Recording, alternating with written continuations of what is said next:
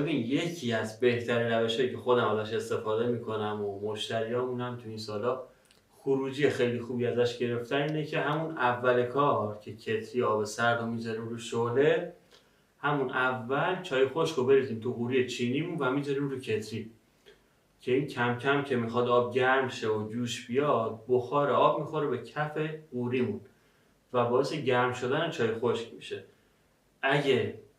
بعد اینکه آب جوش بیاد یکی دو دقیقه بگذره و حسابی بخار به قوری، در قوری رو که برداری میبینی که چقدر عطر چای آزاد شده و بهتره.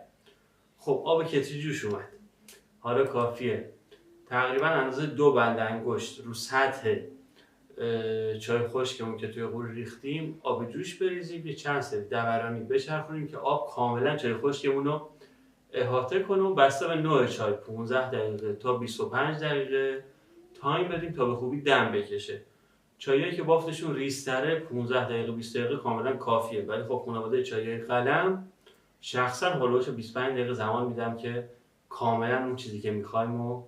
بهمون بده.